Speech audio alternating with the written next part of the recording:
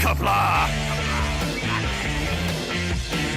I'm going to take this opportunity, however, to suggest that we all hail Hiroki.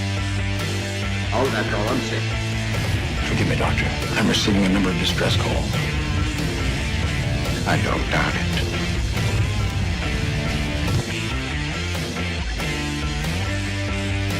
Y'all remember the 50 waitresses. Have a mighty fine night.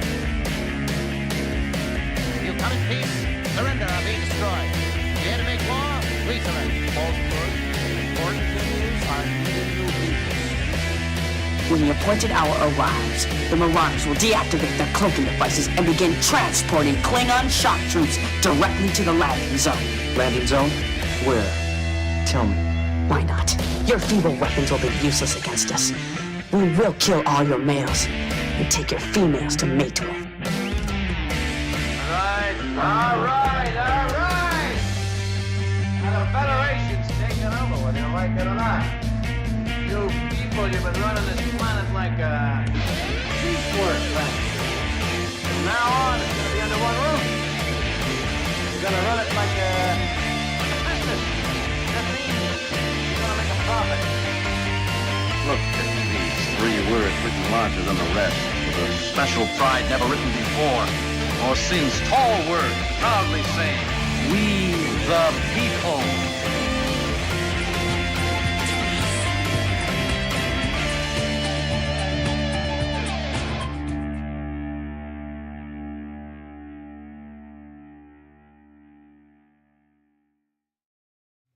Hi, I'm Nicole DeBoer. I played Lieutenant Esri Dax on DS9, and I welcome you to Birdo Prey 5 channel.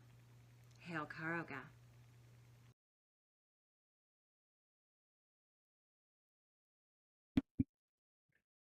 Hello world, it's Birdo Prey 5, Cuplaw, and welcome to Bed Life for Friday, December 9th, 2022. TBIF, it is Friday. Richie Poole was first in the chat and says, Birdo Prey 5, you are my favorite YouTube drama llama. Well, today is National Llama Day, but not Drama Day. But Richie Poole, I'm glad you were first today because perhaps you saw the wonderful news that our mutual friend and your favorite senator, Kristen Sinema, is leaving the Democratic Party and registering as an independent. Yes, Richie Poole, Kristen Sinema of Kristen Cinema Saturdays, which you reminded me again and again and again every week for many weeks about Kristen Cinema and how great she is. She has found it in her soul to leave the Democratic Party. And Bo Jiden says, I am muted, not a joke. And yet it doesn't say I'm muted, and I'm certainly not muted. So Bo Jiden, thanks for nothing. I am obviously not muted. It's not particularly funny. Now to find where I was before. Fuck. There we were. Kristen Sinema leaving the Democratic Party, registering as a political independent to ensure her political future in the state of Arizona, the great state of Arizona. So, funny how things worked out. I always knew I liked her for some reason, but oh well. C'est la vie.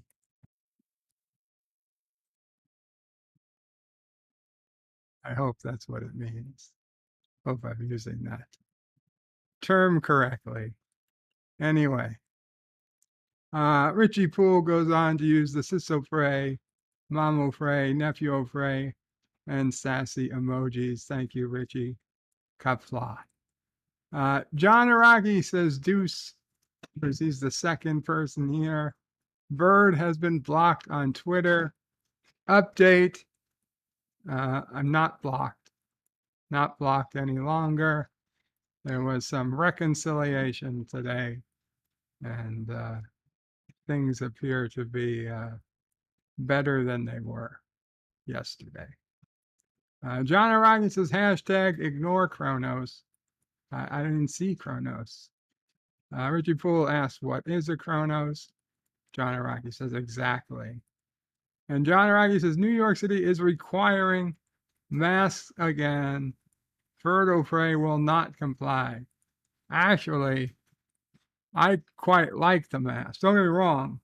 I'm not for them requiring them, but I like wearing mine because these people out there are full of filth and disease. And I don't care if it's even a 1% chance of preventing me from catching what they've got. But I'm all for that 1% chance of them wearing a mask. If it helps, even to 1%, I'm happy. I'm not saying it should be legally required, but strongly suggested, sure. What, Mamo Frey? I don't believe it's legally required. I did get an email saying that due to a emergency, the whatever Surgeon General of New York City, whatever they are, was suggesting people wear masks again. John Araki says Wednesday likes to dance, but Bird loves to sing. I like to dance too when I could. Richie Poole says, will AOC and Bird of Prey wear masks in New York City? Well, AOC is under official investigation, so she might be wearing a mask so people don't know it's her when she walks down the street. John Araki says Bird does own a tax the rich face mask. Do I? I don't believe I own a tax the rich face mask. John Araki says question of the day for Mamo Prey: Jeopardy or Wheel of Fortune? Jeopardy all day long. Oh, not even close. Okay, Mamo Prey has a question for everybody else. Mamo Prey wants to know how often you guys or girls clean, wash, excuse me, how often you wash your keys, your key ring, your keys, your house key, your car key, your bedroom key, your whatever keys you might have on you. How often do you wash them? Reason will come in a few minutes. Give people a chance to answer. Yeah.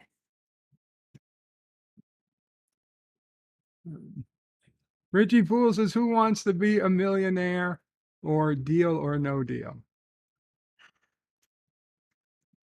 I can't remember Deal or No Deal. Deal or No Deal is just where there were boxes. There was no question what. Oh, was it's no trivia. No, Deal or No Deal was the guy with no hair, but he was a germaphobe. You would just pick a box, and they would the banker would make a deal if you were going to keep the box or not. There was zero skill involved. It was all luck. Who wants to be a millionaire? Mama Price is who wants to be a millionaire. You prefer some trivia or something. People should earn it. Okay. Let's see if there's more questions. Mike Richards says, greetings from Columbus, Ohio. Mike Richards says, if 1 million llamas invade Karoga, is it Llamageddon? Today is National Llama Day. Oh. By the way, Mama Frey. John DeMarco says, greetings, all llamas. Richie Poole says, long live the llama. Mike Richards says, or merely time for a really big cookout. Oh, If God. 1 million llamas invade Karoga. Richie Poole says, what about the alpacas? The alpacas just watch, see what happens to the llamas. Miss Londell's groovy movie says, Kapla, Kapla, Miss Londell. John DeMarco says, hey to Mike. Mike Richards says, alpacas versus llamas. Who wins? Well, the llamas are bigger, so I assume they win. Mike Richards says, are the alpacas packing heat? Well, if the alpacas are packing heat, then they stand a chance. Richie Poole says, which tastes better, fresh off the barbecue, llama or alpaca? Yes, we'd have to taste test. Do llamas have lassos? Asks Mike Richards. Only if they're cowboys. Only if they're cowboys.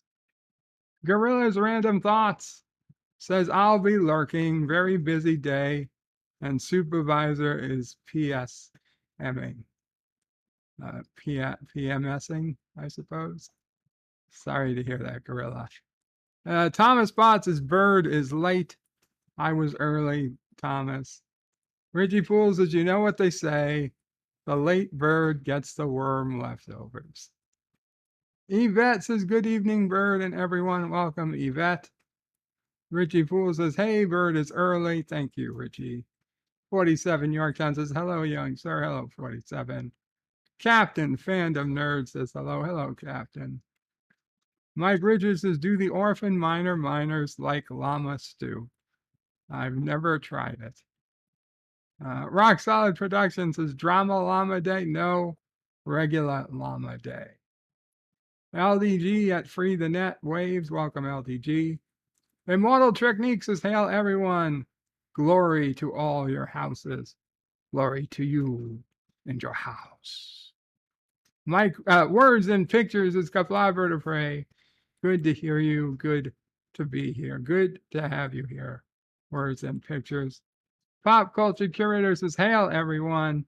Kapla Bird, hope you are doing well. Thank you, Pop Culture Curator. Dan Van says, Bird of Prey, I did not like the recent episode of Star Trek Prodigy, Ghost in the Machine. I haven't watched the episode yet, Dan Van. I haven't seen it, so yeah, I don't know.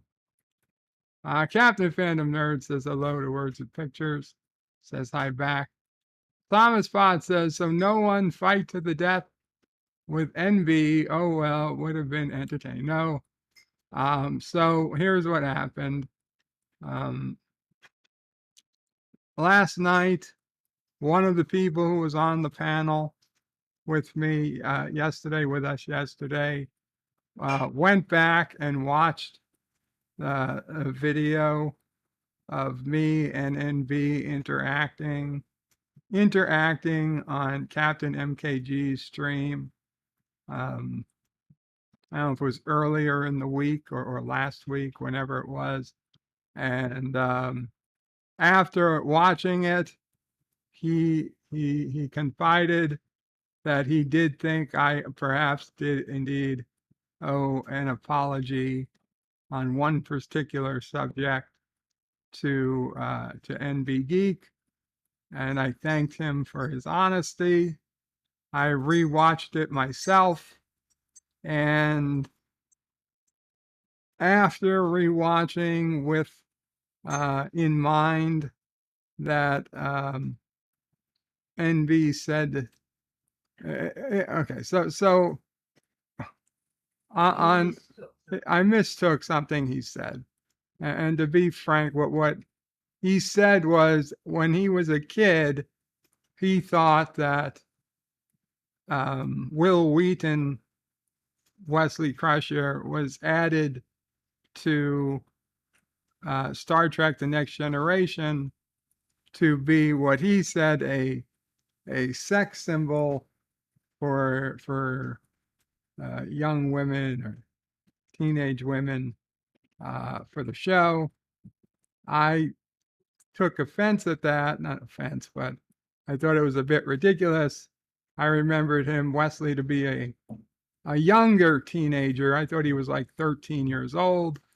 And I said that that was ridiculous and disgusting. And I missed the nuance where he didn't say it's what he believed now, it's what he believed then. And I might have taken it a bit far, and I suggested it was similar to the cutie situation, and that upset him more. And I think I probably went a bit too far with that. And in any case, I was factually incorrect, so I definitely owe an apology at a minimum for that. I said that Wesley was like 13 years old.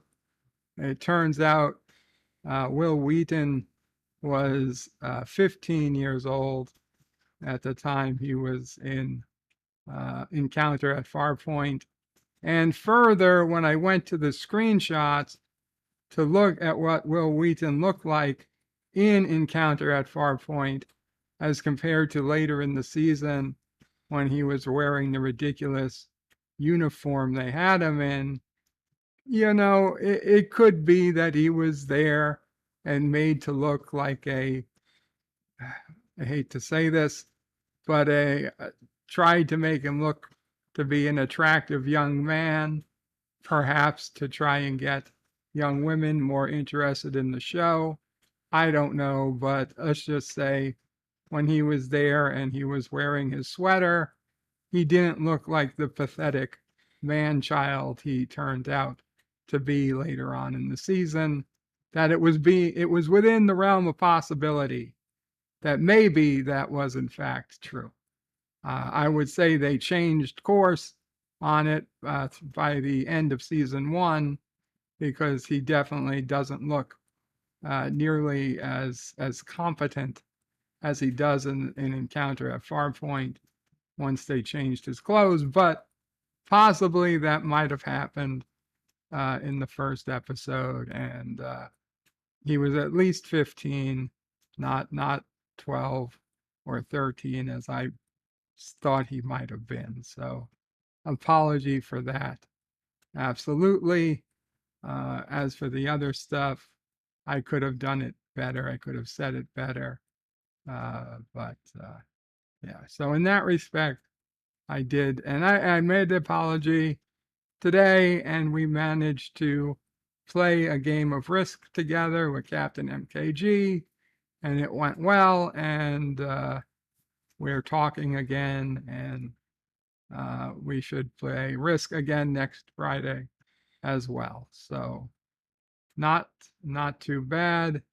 We're no longer, he has unblocked me on Twitter, so I'm not gonna say everything's all good again, but things are better than they were yesterday. So that's to keep people in the to keep this above board. That's where we are. That's where we are. Oh, I didn't get to it yet, I'm afraid. So Thomas, okay, now we're just getting to the keys. Richie Pools is every independent in the Senate, now 3 caucuses with the Dems. That's true, Richie, but still not a Democrat. It's the first step to seeing the light. Rock Solid is Bird of Prey. I wash my keys every time I leave them in my pocket and wash my jeans.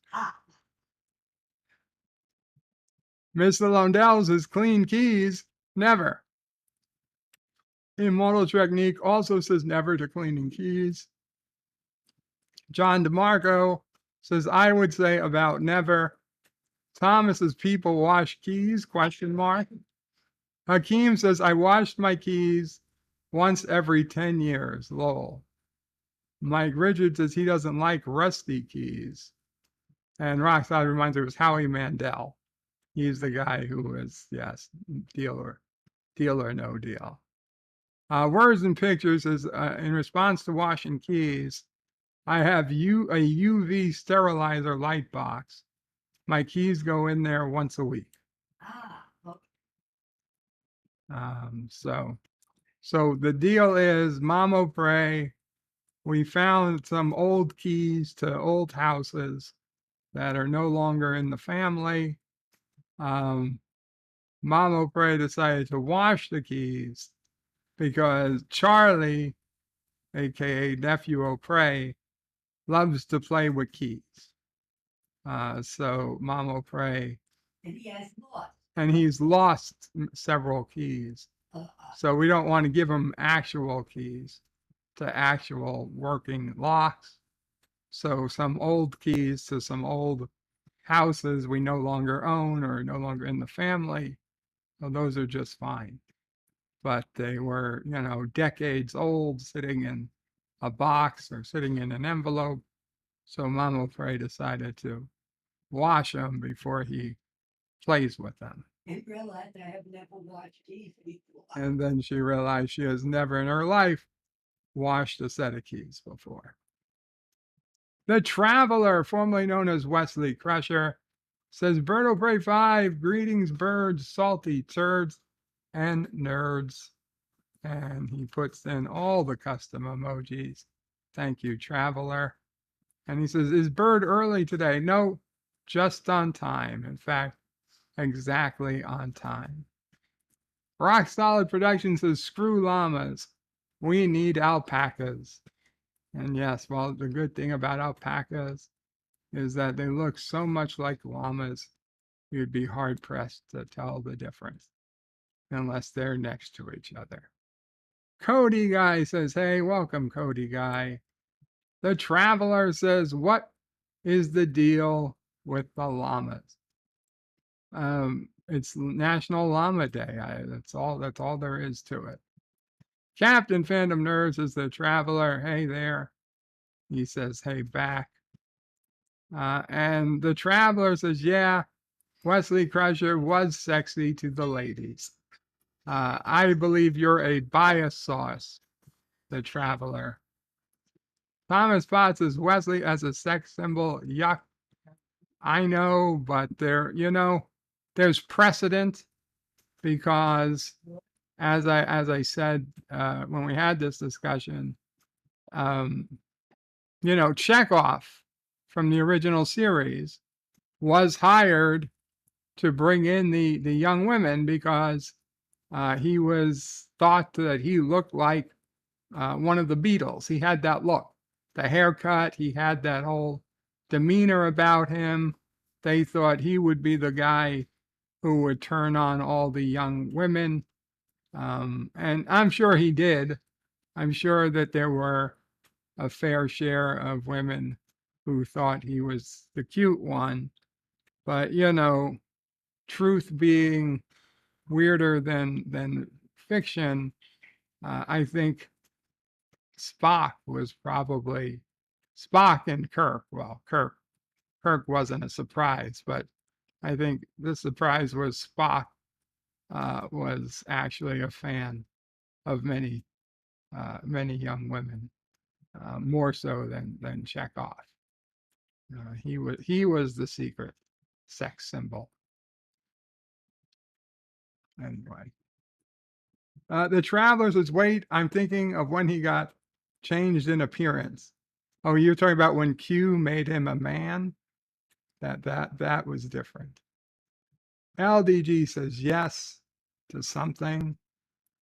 Thomas says encounter F far. It's Farpoint and encounter. I guess that must be what Matthew calls it. I did not know that in joke, Thomas, and that cost me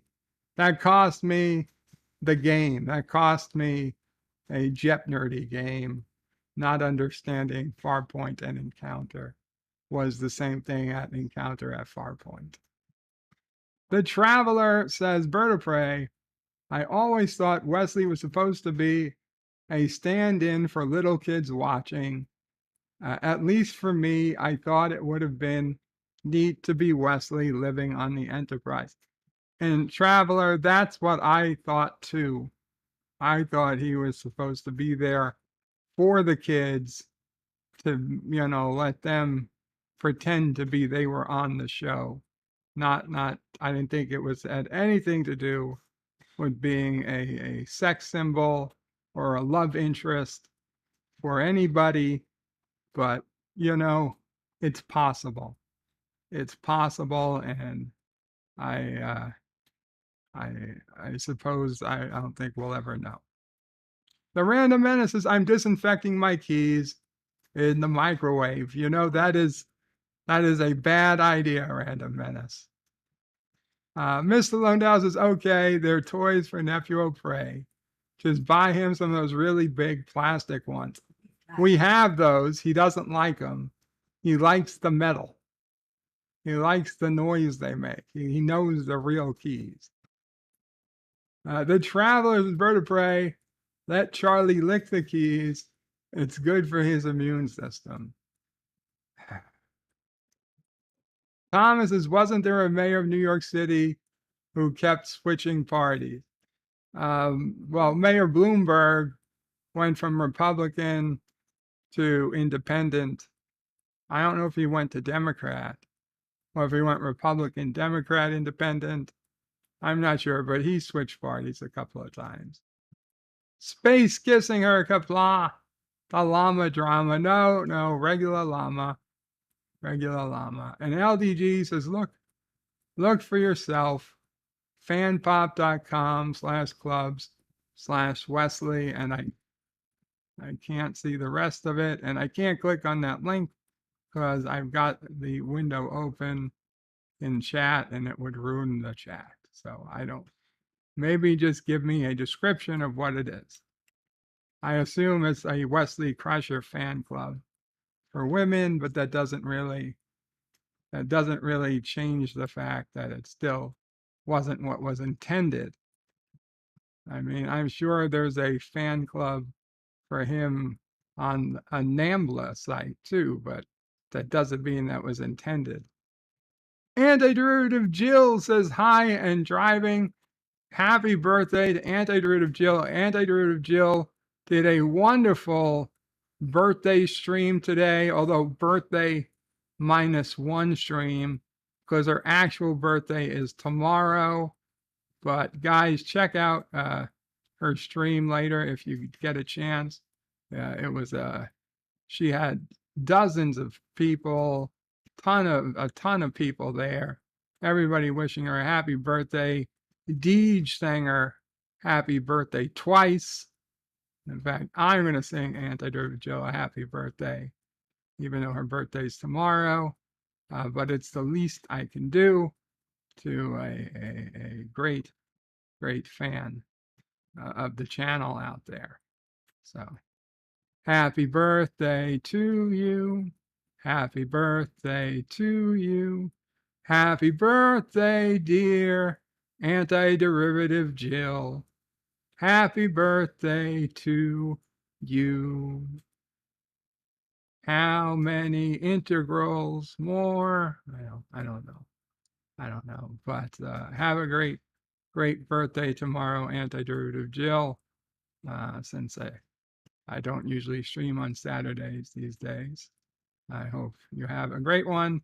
Or as she put it, it is her birthday down under. Now.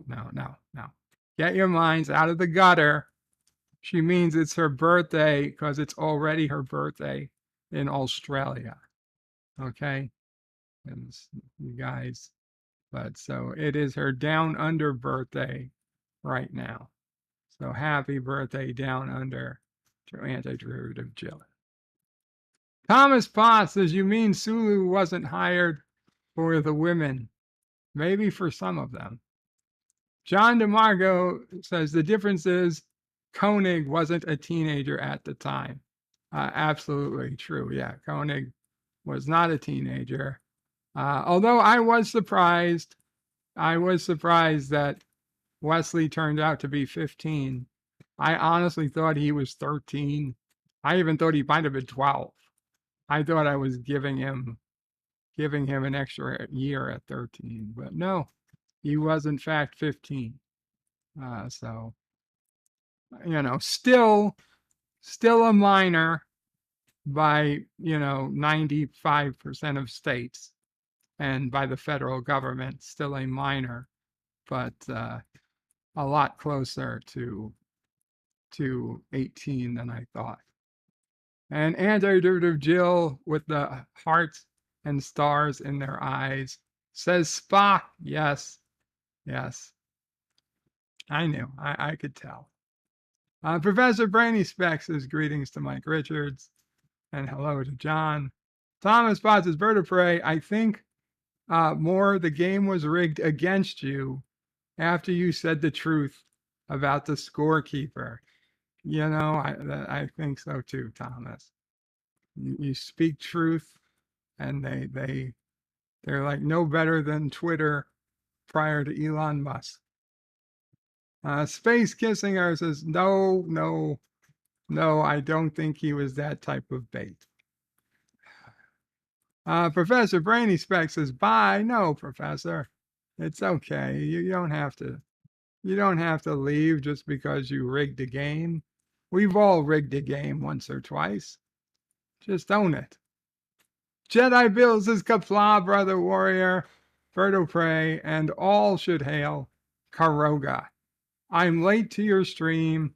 I was waiting for some laundry washing machines at my apartment. Hey, Jedi Bill, I understand. I used to, when I had an apartment, I used to use the laundry room in the apartment as well. There was 6 machines, but like six dryers, 6 washers. But for a building that had, I don't know, 50 or 60 units easy, probably more. And, sometimes I wasn't proud of it, but sometimes in order to ensure I had a dryer to use when the washing machine ended, I came down with a couple of extra towels and just clean towels and put them in the dryer and started them at the same time I started the wash. So I knew I'd have a dryer to use when the wash ended. It was a dirty trick, but needed to be done because I wasn't going to be waiting there with wet laundry and no dryer to use. I'm sorry, that just wasn't going to happen. It was a strategy. Granted, it cost me a few dollars extra in quarters each week, but it worked. Mama Frey says, but Jedi Bill, did you wash your keys? John DeMarco says, see you later to the professor. The Traveler says, whatever you do, do not click that link. I wasn't going to, but thank you. Anti-Derivative Jill says, nice, thanks, you're welcome. Anti-Derivative Jill. Thomas Foss says, wow, bird rigged games. I don't know what you're talking about. John DeMarco says, speak for yourself, bird. We've never rigged a game. You had a category called rigging. You had a category called rigging. You expect me to believe you've never rigged a game. Huh. I don't know. Tell that to the judge. I don't know who the judge is, but the Klingon judge. It's the verdict of this court. You be taken from here to the mining asteroid Rora Pente, there to spend the rest of your natural lives. I mean, that's what I would say if I was judging you, but I'm not judging you, so you don't have to worry about Rora Pente. Gorilla's Random Thoughts says, that's why I have my own washer and dryer. It's wonderful if you can. At my apartment building, I wasn't allowed to have a washing machine. And they had no facility where I would be able to hook up a dryer either.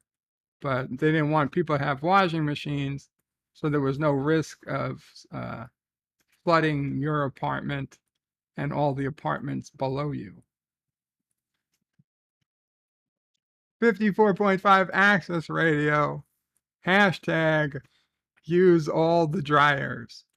No, I didn't use them all. I just would use one or two. Generally one. I wanted one dryer I knew I would have to put my wet laundry into. It really bugged some people, though. They did not like it.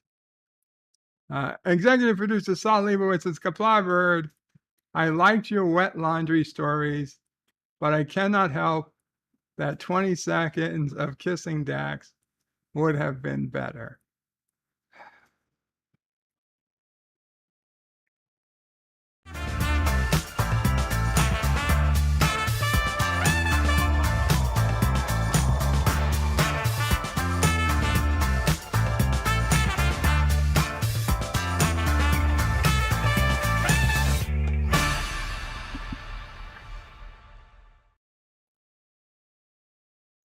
There you go. There you go. 20 seconds of kissing Dax.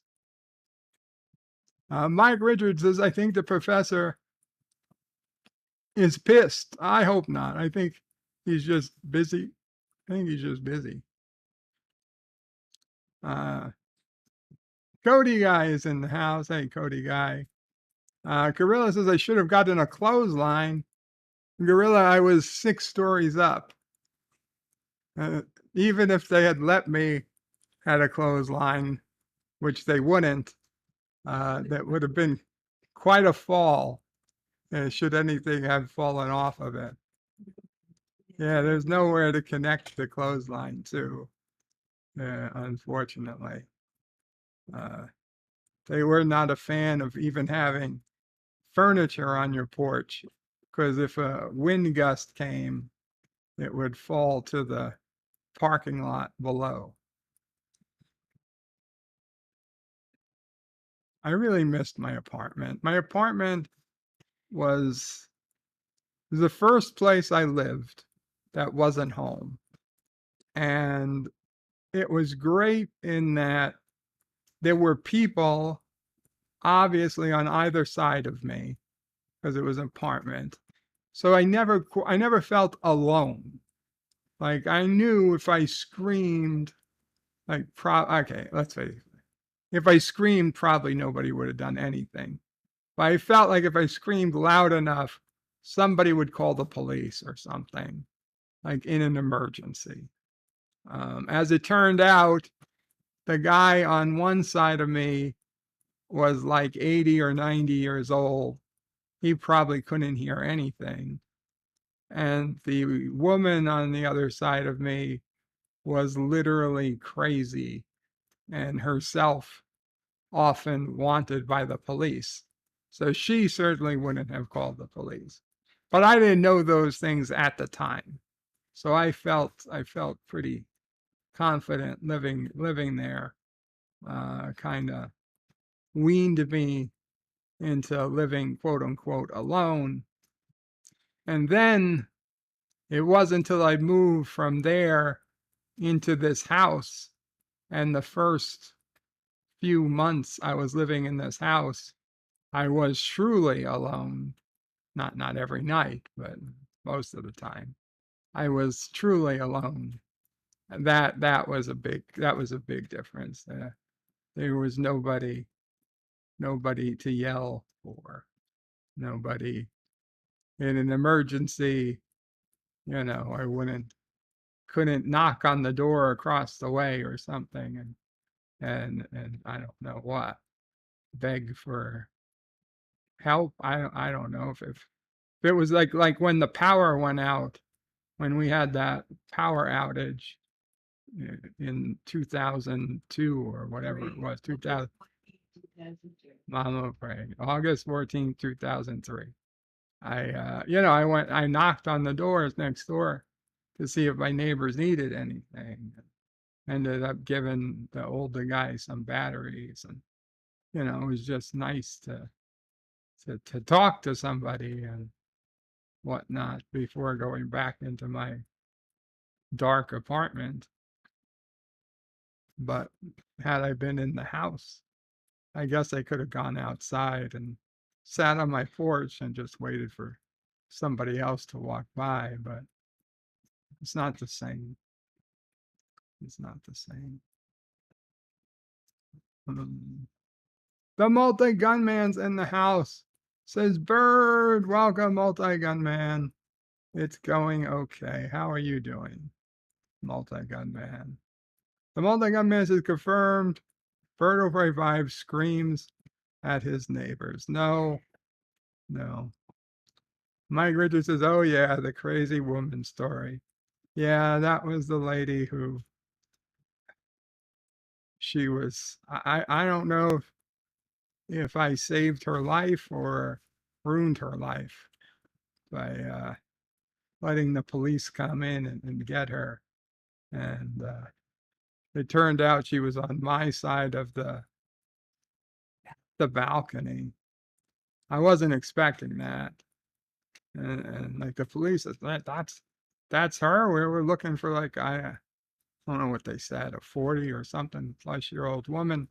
And they said it to them, and she was very skinny. She looked like a teenager, just in the fetal position, like on my balcony. And I didn't want to think about this, but I think about it now. She was like on the fetal, in the fetal position on the floor of the balcony. The floor of my balcony had a disgusting, nasty indoor outdoor green carpet that was full of bird poop, disgusting levels of pigeon poop. So I can only imagine that she must have been in physical contact with that bird poop. That's even more nasty now that I think about it. Yeah, she was the one that when I came, this was a few weeks before the police came. I came up, maybe it was 6 months, I don't know, weeks or months. I came up, I was walking down, and like I had to physically walk past her to get to my apartment. And there's this woman who I don't know, crying, adult woman, crying outside her door. So I mean, what are you going to do? You can't just, I couldn't just leave her there. So I had to say, excuse me, miss, yeah, is there something wrong? Is there something you need help with? And she's like, I'm locked out of my apartment. And I'm like, I'm sure the superintendent has a copy of your key, he can let you in, because the superintendent, I always talk to him. He was a nice guy. I think his name was Juan. And I would go down to Juan, and I never had to, but I'm sure if I needed to, I could say, Juan, I locked myself out, and he would come up and let me in. It's well known he had the key to everybody's place. You sign off on that. So I said, I didn't understand why she was crying. So I said, I'm sure Juan can let you in or whatever. And her like, Juan hates me.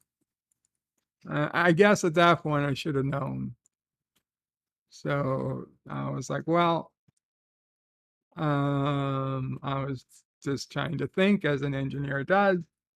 And I knew that, okay, so everybody in this building, you all had a balcony, but the balcony was shared with another tenant.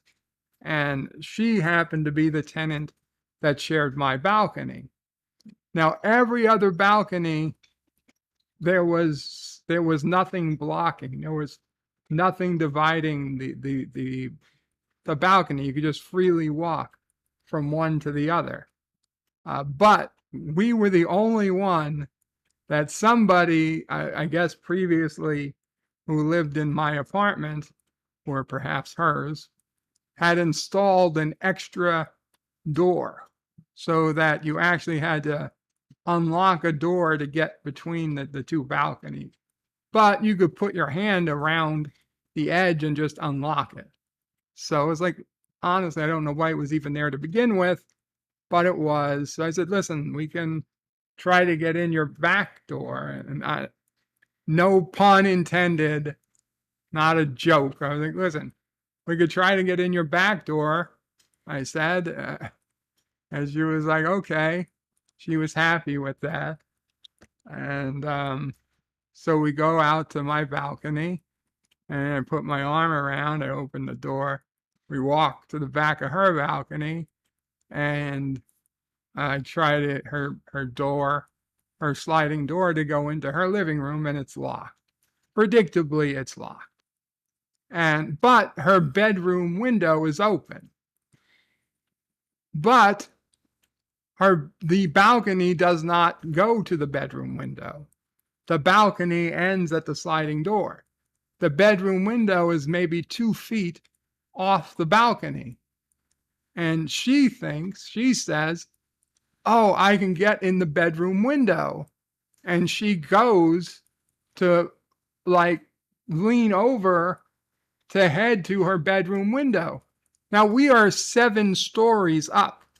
I'm on the 6th floor, but the back of the building, the basement counts as a floor because the level goes down. So we're 7 stories from the ground, being, B1, 2, 3, 4, 5, 6. And no, I yell at her. No, I actually grab her physically to pull her back. And it's like, no. I was like, you can't attempt to go in your window. I mean, there's a screen. It's not even that the window's completely open. There is a screen in the way. I was thinking, no, she'd die. And I was like, no. She's like, no, it's okay. I'm a gymnast, or I'm good at gym or something. Whatever she said. She said, I'm a gymnast. I can do it. And as much as I wanted to see that happen, I just knew that I would never, ever, ever be able to forgive myself if this woman died. In fact, I'd probably get arrested. So I said, no, I held her back. And I guess, once you do that, I guess it's kind of like, I don't know. I clearly, must have showed some affection or something that she had been missing.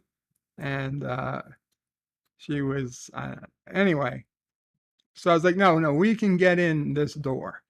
Because I knew that these doors were so shitty, the locks were so shitty, that like in my apartment, the first day I saw this lock, I was like, well, that's not going to do. So I cut a piece of wood and I put it in the rail of the door, so you couldn't slide it open even if the lock was unlocked. So I knew my door was secure, but hers wasn't. So all I did was shake her door for maybe 30 seconds. And sure enough, the lock opened and we were able to get in. And she was so thankful. She was, oh, thank you, thank you, thank you. She's like, do you want coffee? I was like, no, I don't drink coffee. I didn't realize at the time what she meant by do I want coffee. She wasn't trying to offer me coffee, but I said, no, thanks. She's like, well, we'd come. I was like, another time. I said, okay, another time. And I just wanted to get out of there at that point. And I did. I went back to my apartment. And like 20 minutes later, I was like, son of a bitch. I bet she didn't mean coffee, did she? But whatever. Anyway, it never happened. A few weeks or months later, the police are outside her apartment and they're knocking at her door and they're like, come over, come open the door. We just want to talk. And you know, when the police say just want to talk, that it means that you're fucked. So I gathered from what they were saying, they were there to do a wellness check. You know, I realized that she probably was not so crazy from what I personally witnessed. And I was like, well, shit. So, against my better thoughts at the time, I was like, you know what? Let me tell the police that if they need to get in or they want to check, they could come in through the back and use, you know. And I explained to them that we have uh, a balcony in common, and they said, okay, thanks. And two of the police came in my apartment, and as I opened the blinds to let them out onto the balcony, that's where we saw her. She didn't see us, she didn't see me, but she was on my side of the balcony in the fetal position, just kind of going back and forth, like, frankly, like you would expect a crazy person to be doing. Maybe she had had some type of breakdown or whatever. I don't know. I don't know what would have happened had I opened the blinds without the police there. If I would have, I don't know. She didn't seem like she was in any position to speak coherently. So I think I probably did the right thing. But let's put it this way. I'm much more upset at how I treated that kitten in the Adirondacks than this particular woman, because she was an adult woman, and I think she was in need of some type of psychiatric evaluation, if not treatment. And I do think somebody called in a wellness check, and you know, if it was her kid or an ex or whatever it was, I hope they followed up with her. Anyway, another month or two later, she moved out. I never saw her again, and I hope she was okay.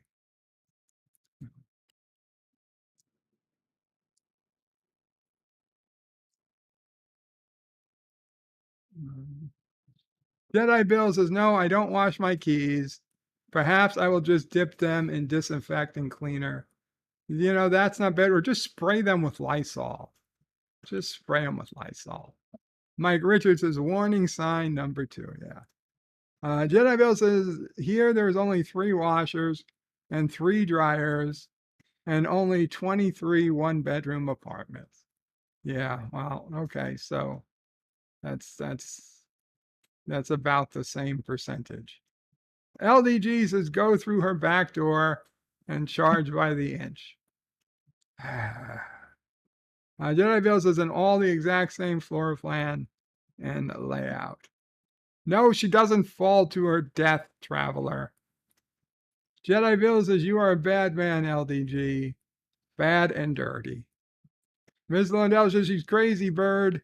It's not good to do the nasty with that kind of crazy. Well, Miss Lundell, I didn't have a hell of a lot of choices. She was profoundly in favor of Cocoa Puffs, says Mike Richards. Yeah, she was in favor of Cocoa Puffs, I'm sure. Cuckoo for Cocoa Puffs. John DeMarco says, bird is like a magnet for crazy. I kind of am. I kind of am, but you know, I think it takes crazy to attract crazy, right? Then it's like the opposite of a magnet. I'm the south end of a north-south crazy magnet. I'm a crazy monopole. I don't know how that works. The physics are lost on me.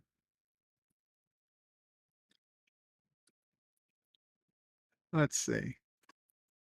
I would say, yeah, crazy. You, oh, everything okay, Mom? Okay. Washing keys. Oh, okay, Mom. I wasn't watching you. Jedi Bill with a 22-month friend of Karoga super chat. Thank you, Jedi Bill. Says Kapla Bird of Prey, you awesome Karogan leader and brother warrior. May your reign never end. Thank you, Jedi Bill. Indies Tiger Sci-Fi Review says, hello world, hello Indie Tiger. Kapla, thank you for coming. Mike Richards says, John DeMarco, just look at us. Guys, give me 2 seconds, 30 seconds. You know what I gotta do. Here's a commercial. おはようバディ。おはようドナルド。マクドナルドに朝ごはん食べに行こう。わあ、スクランブルエッグマフィン、ハッシュポテト、あ、ホットケーキ、わあ。あれ、大変だ。ここかな、こっちか。よし、ここだ。あれ？もう。おいしい笑顔、マクドナルド。みんなもおいでよ。Sears gives your casual wardrobe a fresh spring look with this week's Wardrobe Essentials sale. First denim jeans now just $9.99. So comfortable they feel as good as they fit. And you save $4. Add a lively spring shirt for just $5.99. Easy care and you save $3. Shirts in assorted solids and prints. These Wardrobe Essentials are on sale through Saturday. For super savings like these, you can count on Sears. Kodak introduces the extraordinary Kodamatic trim print instant color film. Unlike the ordinary instant print, the extraordinary trim print lets you lift off the image to capture the color just the way you like it. And now look how slim I am. I slip easily into places the ordinary bulky instant doesn't fit. So you can keep me in style here in your album with your regular pictures. You can trim me. Watch it. And I'm so thin you can put me where you couldn't put an ordinary instant picture. You can show me off. You can do all kinds of things with me that you can't do with an ordinary instant picture. Here I am, with the new Kodamatic trim print instant color film. Anyone can do extraordinary things, but he didn't tell you trim print is only for Kodamatic instant cameras. He didn't tell me it's only from Kodak. What? You didn't tell him it was only from Kodak. Extraordinary. Thank you. Trim print, the extraordinary new instant color film from Kodak. What's in this little blue egg that keeps Barbara Eden looking slim and trim? Ooh, there's only one answer to that. It's Legs Control Top Pantyhose. See, Legs slims and trims but doesn't bind. So you get comfort and control. Stretching, bending, standing, setting. There's one pantyhose that's always fitting. Nothing beats a great pair of legs. Great pair of legs. I love those pantyhose. Do you? I don't know. Richie Poole yells Jaloja. Indeed. Indeed. The Traveler says, is it time for Dear Bop? Well, we're going to do a couple things before Dear Bop, Traveler, but soon. Miss Lindell says McDonald's in Japanese. Yes. Yes. Yes. Dan Ben says, is Kodak still successful today? I'm pretty sure they went bankrupt, Dan Ben. Pretty sure they went bankrupt. And the Kodak that we have today was just purchased. Their name was purchased from bankruptcy. Has no real connection to the Kodak company of decades past.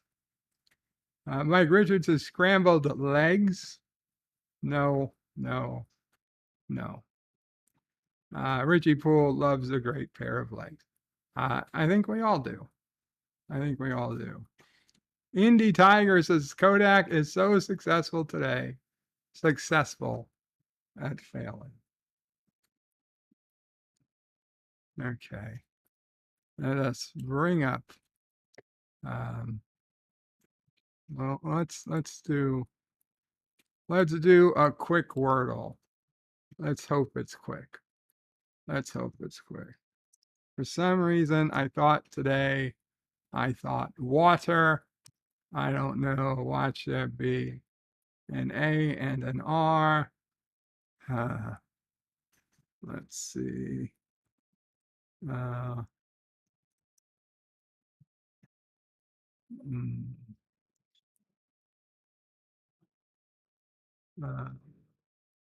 An A and an R.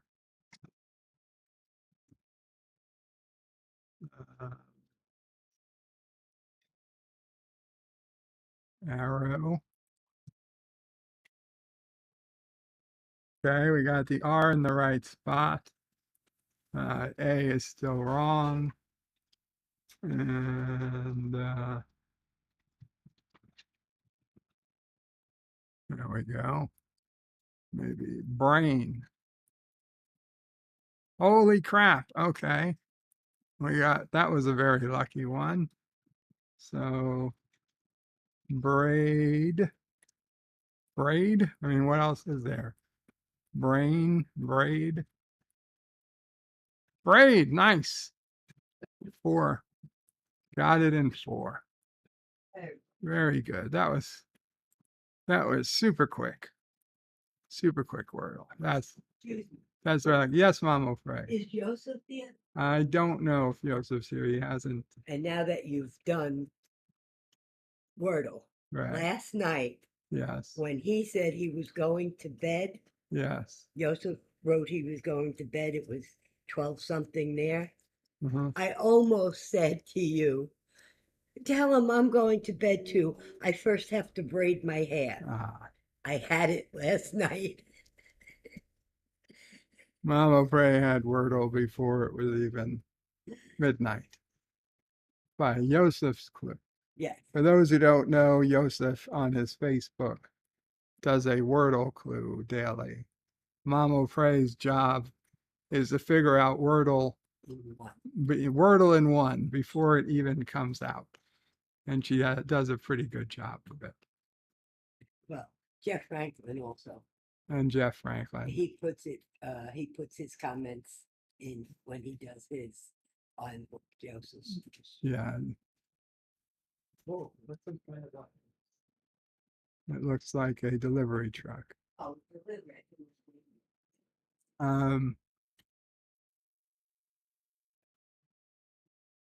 Dan Ben says, I find it annoying.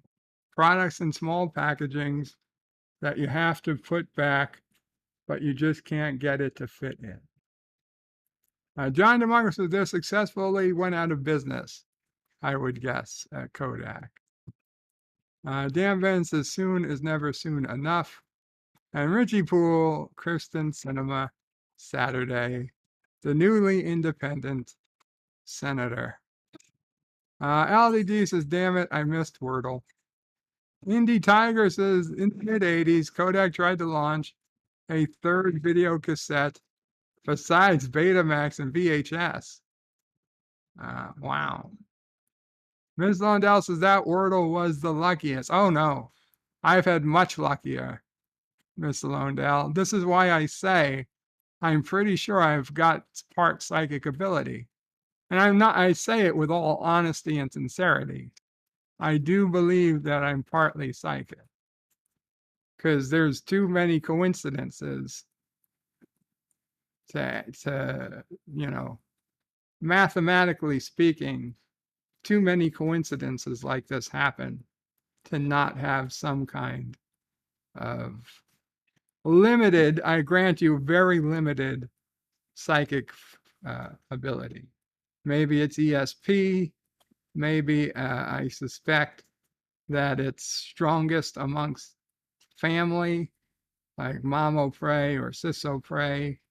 If they played it today already, they knew the answer. I think that somehow it comes over to me.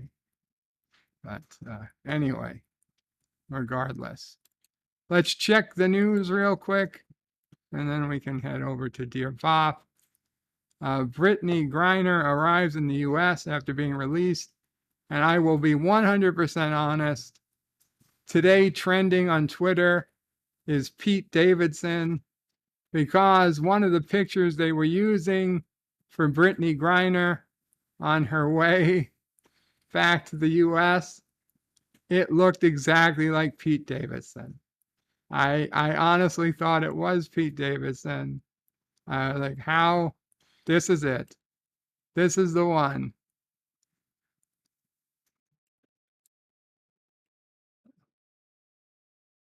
Okay. Where is the picture? There it is.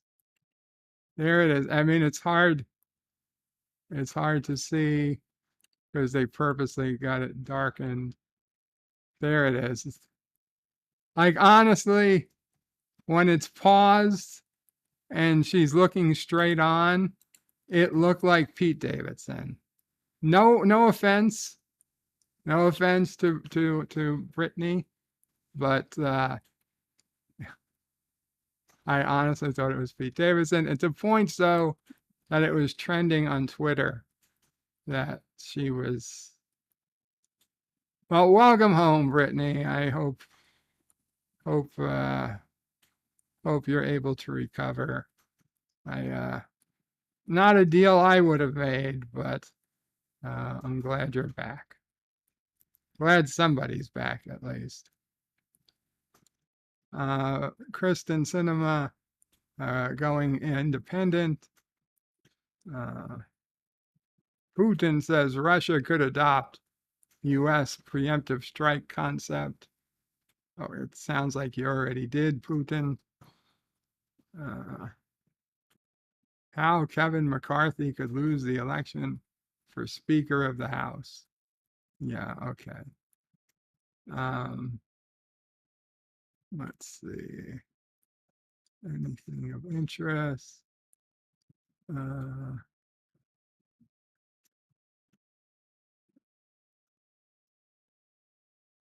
I really prefer the old setup.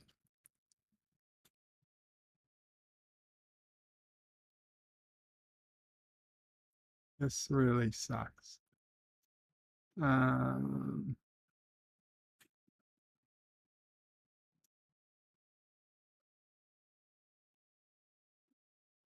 Apple's iPad Air drops to $500. It's cheaper than their phones. Star Trek Picard Season 3 spoilers. Michael Dorn as Worf. Oh my God. Oh my God. A Marvel star wrote the funniest line in Star Trek 4. Okay, we're going to that too. But let's see. Let's see Michael Dorn. Oh my God. Oh my God. A well-aged Worf reunites with his old captain. No, he's not supposed to be well-aged. For fuck's sake. Okay, DS9, Kor, Kang, Koloth. Those guys were well-aged, and they didn't look as old as Worf does here. Star Trek Picard's final season looks like it'll be quite the homecoming, and it never hurts to have a little extra security at these things. In the latest installment of the 2023 First Look series, TV Line has exclusive sneak peek at Michael Dorn reprising his Next Generation role as Worf, the Enterprise's Klingon chief security officer. In season 3 of the Paramount Plus series, this Friday also happens to be, by the way, that's today, Mark Dorn's 70th birthday. Happy birthday, Michael Dorn. In the photo above, Worf comes face to face once again with his former captain, Jean-Luc Picard. And he says, "You are now only the second greatest captain I have ever worked with." No, he doesn't, but that's what we all know that's what he would say. And O'Brien would still say he's had the pleasure of working with the two greatest captains in Starfleet, Sisko and Maxwell, or whatever the other guy was. Wouldn't be Picard. I'm just saying. In the photo above, Worf comes face to face with his former captain, Jean-Luc Picard. As we see, the years have turned his hair and goatee bright white, but he still looks ready to take on one more mission. He's wearing traditional Klingon garb, carrying a new sword called a Kurleth, which was designed by Trek Visual. What the fuck?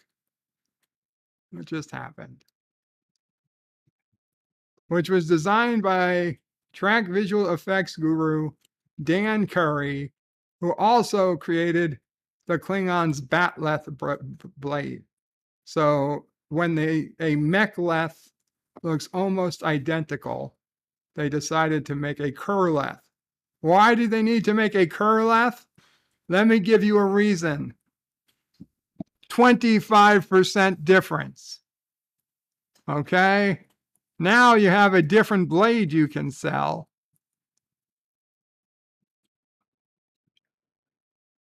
You have a Mechleth. It's exactly the same shape and size, but now it's a Kurleth. Season 3 of Picard finds Jean-Luc assembling his old Enterprise pals as he faces a new threat from Amanda Plummer's villainous Vadic, who has a beef with Jean-Luc and intends to exact revenge on her warship, the Shrike. In addition to Dorn, LeVar Burton and Gates McFadden return as Geordie LaForge and Dr. Beverly Crusher, joining fellow TNG alums Jonathan Frakes, Riker, and Marina Sirtis Troy. This may not be the Worf we remember, though. In a Picard teaser released last month, he tells Riker, "You should know, I now prefer pacifism to combat." As he pulled out his sword. It's a fake! Thank you so much, Indie Tiger. Indie Tiger's Sci-Fi Review with a $20 super chat says, "I've been thinking about where no man has gone before. Everyone is tested for ESP. Perhaps Kirk has a high ESP ER rating, not high enough to be affected by the barrier, but high enough to have insight about the antagonist." That is very interesting. John DeMarco says, interesting idea indeed. Yeah, they do make that line. They throw that line out there about testing people for ESP. And then, of course, conveniently, never bring it up again. Does it mean it doesn't happen? No. It just means we forgot about it. Indy Tiger says, "I'm telepathic." I believe you, Indy. I totally believe you. Miss Lundell says, "Are you sure it's not within the laws of probability?" Miss Lundell, am I sure? No, but I just don't feel like it is. And Mike Richards says, "I sense a disturbance in the force." Also, Miss Lundell, and I know you're going to call bullshit on this, and I have no way to prove it to you, but I believe wholeheartedly that I was able to successfully astral project myself once. And it scared the shit out of me. And I never truly attempted it again because it was a very, very scary feeling to be outside your own body. And I was quite a distance, and I was afraid, like, holy shit, what if I can't get back into my body? And it's kind of, I honestly, I never tried it again because I don't know what would happen. And I realized that I was playing with a magic or whatever it is that I don't have the answers to. Jedi Bill says everyone has a camera on their phone. Only old school photographers use film and old school photography. I would say that's true. John DeMarco says, well, O'Brien did tell Worf that he couldn't ask for a better command teacher than Cisco. Absolutely. Absolutely. I have no doubt. I have no doubt that Cisco replaced Picard. Ms. Lindell says, oh, Amanda Plummer is playing crazy Bajoran chick. Indy Tiger says telepathic, but telepathic. Oh, it's a joke. Telepathetic. Excuse me. Telepathetic. I misread. Oh, I'm sorry. LDG says Astro Bird flew his own coop.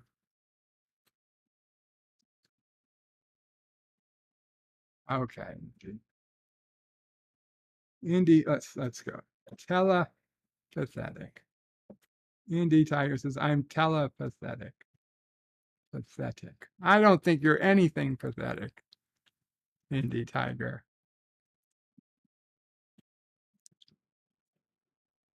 Star Trek Picard's third and final season premieres Thursday, February 16th on Paramount Plus.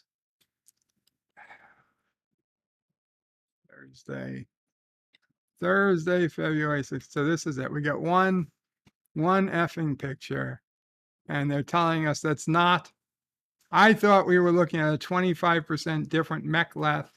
It is actually a, what was it? A Kurleth. Kurleth or Kurtleth?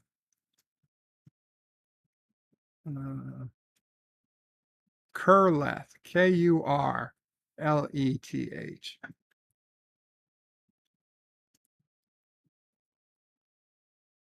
Okay.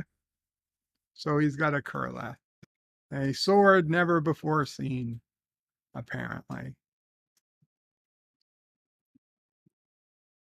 Okay, so let's see. What was the other? A Marvel star wrote the funniest line in Star Trek 4. Published one day ago.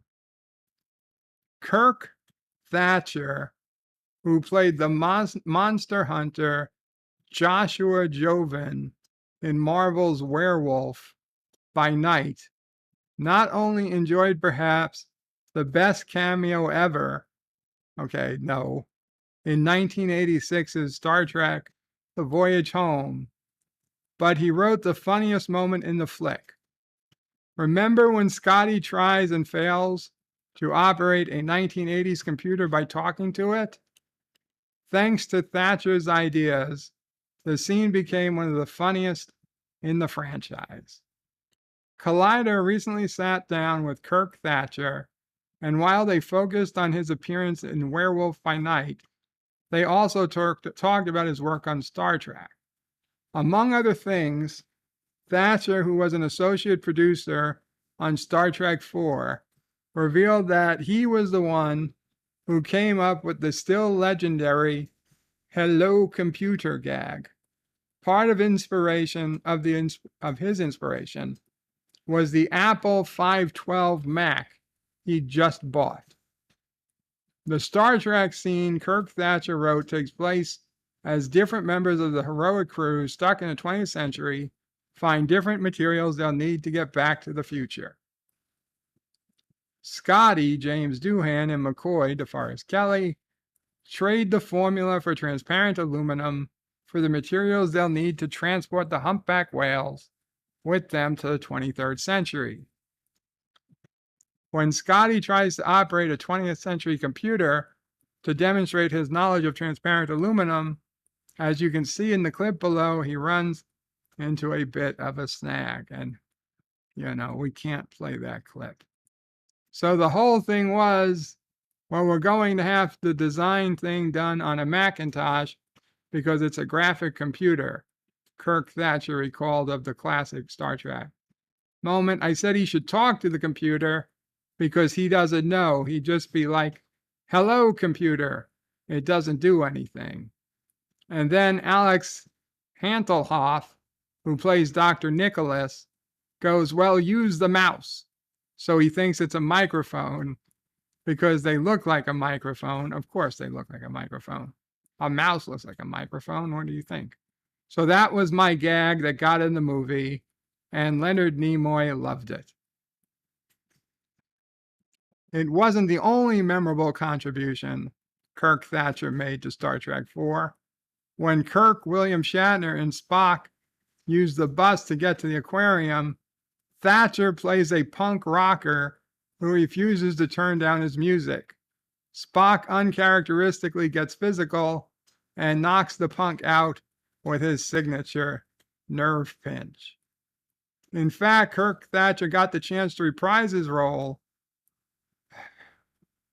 in season 2 of Star Trek Picard. In episode 4, Watcher, Thatcher's punk is once again blasting his music while utilizing public transportation. But it's 7 of 9 Jerry Ryan who objects to the volume of his listening material this time around.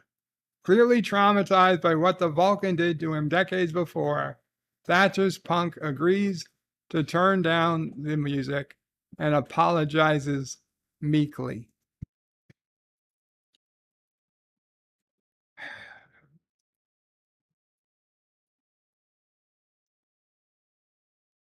Well, okay. You know what? I'll give him credit.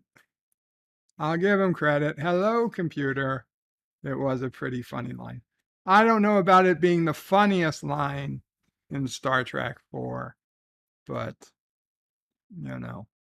he didn't say it was the funniest line. That's, I don't know, whatever. Giantfreakinrobot.com and Micheline Martin with their clickbait titles. Okay. What else we got?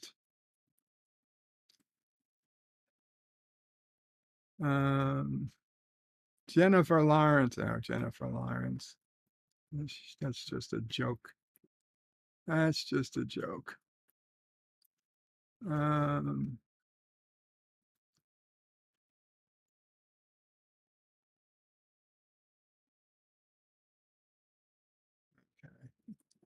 Well, let's go ahead and head to the Dear Bops. Let's go ahead and head to the Dear Bops. John DeMarco says, hello, computer, and I hate you. This guy was the Shakespeare of 1986.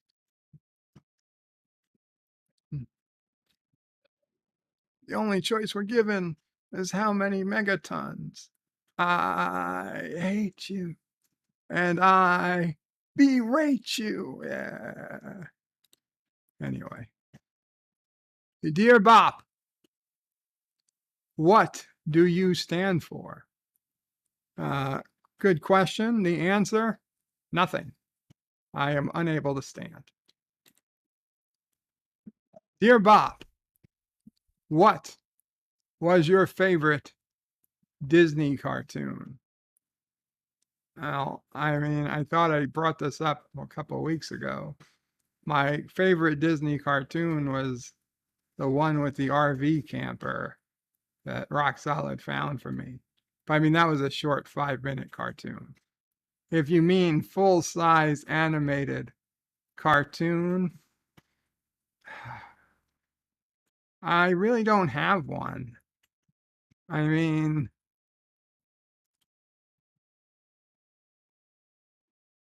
I don't love I saw Little Mermaid. I saw Lion King animated. I saw a couple others, I guess, but they were actually Disney ones. They were okay. I didn't love them. I mean, I don't count Pixar and other companies that Disney later bought as Disney movies. My favorite Disney movie is Bedknobs and Broomsticks, and that film is about, I don't know, half. It's not half animated, but it's about 20% animation. So I would say that might count. That might count as a favorite animated movie, Bedknobs and Broomsticks.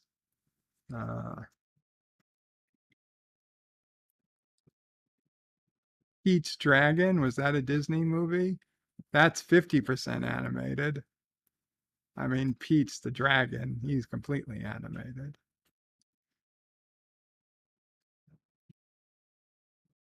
If those count, that's what I'll go with. Otherwise, that RV one. Dear Bob, hello, God Emperor. It's me, Dr. Vinny Boombots. Big Caboose Greg has taken care of your orders. We have a problem, though. I can't put down death by old age since he was only 22. We also can't say he did it to himself because he can't shoot himself 57 times in the head. Do you have any ideas what we should put down for a cause of death? Hail Karoga. Big Caboose Greg took care of my orders. We can't put down old age. Okay, first off, I have no knowledge of what this is, but and not a doctor. Okay, I'm not a medical professional, but it sounds to me like this unfortunate victim was probably struck in the head by a meteorite falling to Earth. And it only looks like it was 57 gunshots to the head because it may have broken up in the atmosphere. But I would challenge anyone to really debate that it wasn't a meteor that took him out. And of course, you say, well, then where's the meteor so we can have, get the pieces to test them? And I would say, well, meteors are some of the most valuable materials on the planet. So it was unfortunate, but the materials were collected, cleaned, and already resold onto the black meteor market. So we just don't have any to provide. It doesn't mean it didn't happen, but you'll just have to take the official Karogan coroner's word for it. A tragic accident, says Mike Richards. Yes, an act of God. Dan Ben says Lion King and Little Mermaid are Disney cartoons. Death by watching disco. No, that's an awful, awful way to die. Sudden lead poisoning. That's another possibility, Mike Richards. Sudden lead poisoning. Dear Bob, something odd is going on with YouTube on my phone. I noticed on all videos I like to watch, including Birdo Prey 5, Daily Wire, Tucker, and Fox News, that the like button is missing. It's actually there, you just can't see it. Do you think this is another way YouTube is trying to suppress conservative views? Thanks, Bob, for your opinions on this, for your options on this, Mr. Magoo. I don't think YouTube has me listed as a conservative voice. Listen, on Twitter right now, we're finding out that people who were quote unquote, this was a conspiracy theory to suggest people were being secretly shadow banned, but it's come out on Twitter through Elon Musk that indeed shadow banning is a very real policy they have on Twitter. And there were thousands of accounts that were being shadow banned over the years. So maybe YouTube has something similar. We can't put it past them. However, until I have more evidence to the contrary, I would sooner say it's YouTube incompetence rather than YouTube, rather than something nefarious.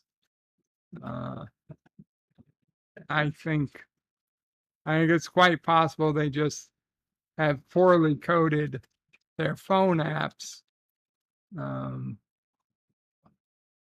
because hiding the like button, I'm honestly not even sure how much that would hurt a channel to begin with. I think it does, but I think if they were really wanting to hurt or degrade the channel, the best way of doing it is to not make it obvious. You don't want to make it look any different than any good channel, because once something's physically missing, then you have some type of proof something happened. The best way to quote unquote shadow ban somebody is to have the like button there, let somebody click on it, but it just not actually trigger.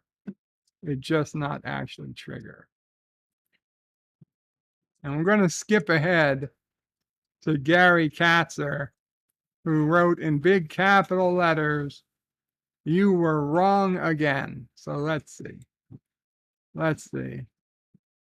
Pete was a Disney movie, but Pete was not the dragon. Oh, right. Okay, you're right. It's called Pete's Dragon. So the dragon isn't Pete. Pete's the boy who had the dragon. That means it's progressive. Pete's the one who has the dragon. Elliot is the dragon. Thank you. Yes. And there's a picture of Elliot. There's a picture of Elliot. What's this song? You can tell the difference that it's not Rock Solid because Elliot has hair and Rock Solid does not. What's the song from Pete's Dragon? I don't remember, I'm afraid, but I'll see. No, Puff the Magic Dragon. That's a different. That's a song about marijuana. That's not a Disney movie. Hey, I'm on. Yeah. No, Pete and Puff. Pete and Puff, two very different dragons. I never knew it was a song about marijuana. Puff the Magic Dragon. Yeah, I did. Yeah. But it was a kid's song. It is a kid's song about marijuana.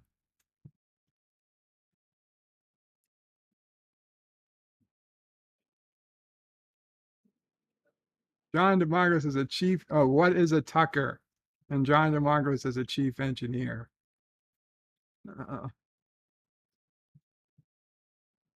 Dan Bennett says, I think the like button color is different depending on the platform you're on. Absolutely.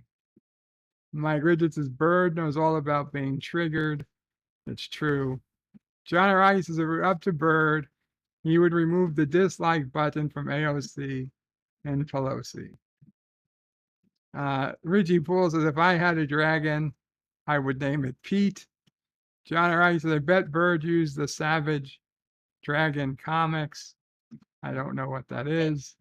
And then, did they remake the film? No, they did not remake Pete's. At least I don't think they remade Pete's Dragon. I remember Elliot used to love apples. Elliot used to love apples. Dear Bob, what the fuck? Johnny Hotbody here again. I was at the gym like I normally am, hitting the weights hard, man, when this little chick came up to me and said I had to wear a shirt when on the benches. What's all that about? I said, what? This body's too hot for ya? She got all mad at me. Dumb chicks shouldn't be at the gym if that are going to act like that. We should go to the gym together, man. Don't forget leg day. Johnny Hotbody out. Johnny Hotbody, I'm not particularly interested in going to the gym with you. And Gary Katzer sends the song from Pete's Dragon, Passamaquoddy. Okay, that's very possibly the song from Pete's Dragon, but Mama Prey was thinking about Puff the Magic Dragon. No soft putty. Dear Bob, when can I give antiderivative Jill birthday spankings? That's between you and her. I'm not going to get into. I would say, beware her husband. Okay, you're gonna. Yeah, I suspect he's going to have something to say about that. Dear Bob, you know it's cold outside when you go outside and it's cold. You know the logic there is solid. 10 out of 10. Dear Bob, to tip or not to tip? I am not a tipper. I don't believe in tipping someone for doing their job. I know people will always say they live on tips, but I say they still get a check and don't get a tip, and I don't get a tip when I do my job. Plus, I have a much harder job. Where's my tip? The reason I'm bringing this up because I was out with friends and I refused to tip. It led to an argument. Now I don't want to deal with them, and all I went out was to enjoy a succulent Chinese meal. Oh, wise and honorable Bird, am I in the wrong here for not giving more than what's worth? I'm on a budget, but to be honest, even if I had great amount of money, I wouldn't tip for someone doing the bare minimum job requirements. You know, this has been a topic of debate between me and a particular friend of mine who is not a tipper. He actually makes fun of me for tipping too much. I absolutely would tip at a restaurant, regardless of the type of restaurant, be it Chinese or TGI Fridays or the fanciest Manhattan steakhouse. You got to tip.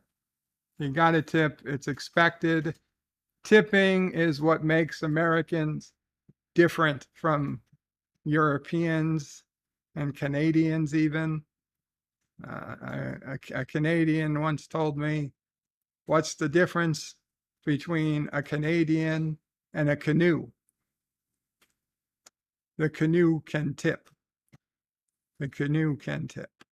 That was what he said. And he was a multi-millionaire owner of lots of businesses in Canada. So Yeah. Always plan ahead. The tip should be part of now, granted, if they fuck up your dinner, then you take away, and the tip is the first thing that goes. But if they provide adequate service, even if it's merely adequate and not above and beyond, even if it's adequate, you should tip a minimum, an absolute minimum of 10, and I would say 15%. And I aim for 20%. Okay. If they would have to really fuck up for me to give less than 15%. Okay. Even 10%. I feel like at 10%, they deserve some type of explanation. Like, listen, I'm sorry, I would give more, but I'm literally out of cash, or whatever, an apology or goes with that. Or you say, listen, I wasn't happy with the service. This was cold. And I think waiting 30 minutes, to take our drink order was just too freaking long. Give them something to learn from for next time, if you're going to do it. If you literally don't tip at all because you don't have the money, maybe one time you can get away with that, but don't go back to that place. Don't go back to that place and risk getting the same waiter or wait staff again. They might not be too happy. And Gary Cantor says, yes, they remade Pete's Dragon. Holy shit. Of course they did. Dear Bop, this is your former apartment neighbor. I want to thank you for saving my life. I spent the last 20 years in a mental rehab facility. They really helped me get back to reality. The problem I'm having now is I have no job or anywhere to live. Could I move in with you? I can do housework for you. I am good at cooking too. Maybe I can take care of you in other ways. Are you still single? You were always so smart and not bad looking. Tell me what you think, Harleen. Not bad looking. That's a massive compliment. Yeah, Harleen. That's kind of a weird name. Yeah, have your caseworker reach out to me. Let's see what we can do.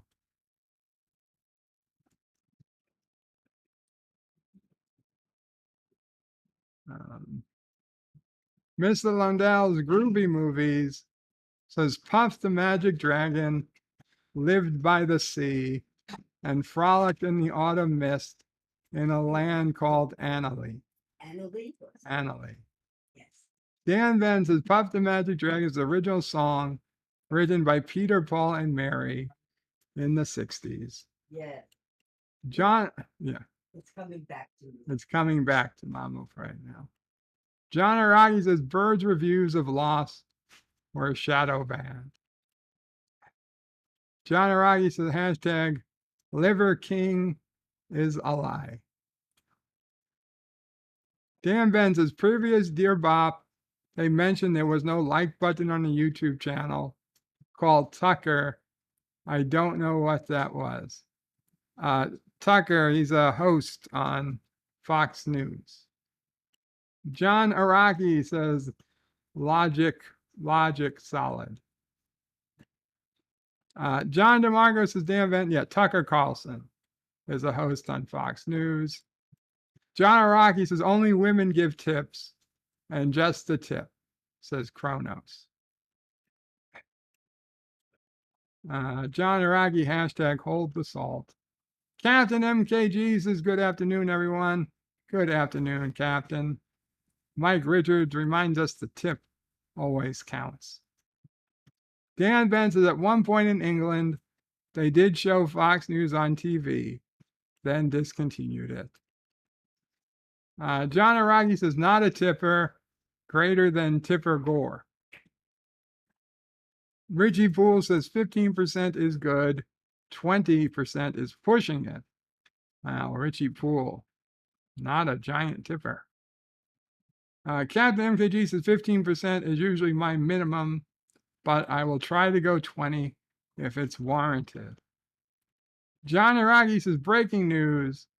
Kuroga agrees to a prisoner exchange of Random Menace in exchange for a Victor bout. Jedi Bill says, yes, they did remake Pete's Dragon. I found out. Thank you, Jedi Bill.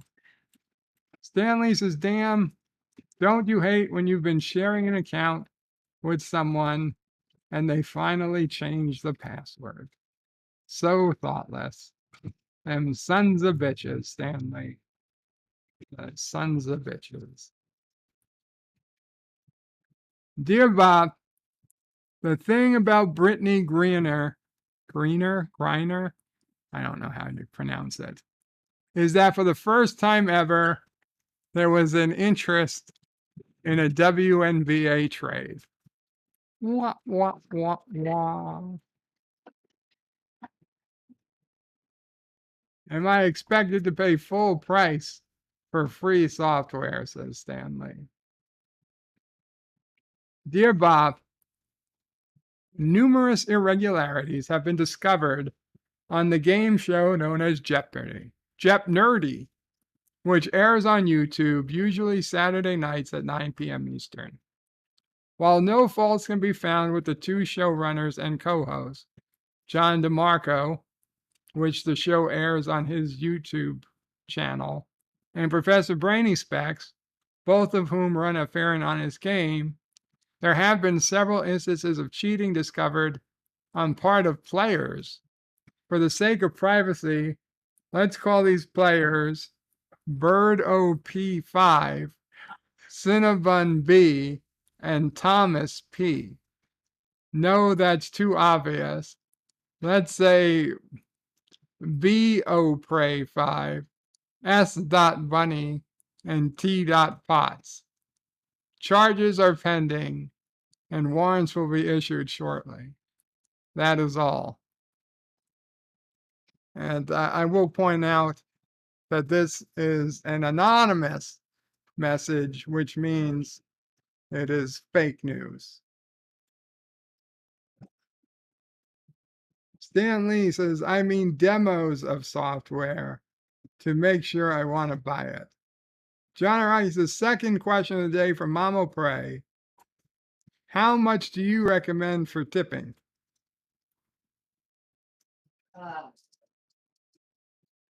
It depends.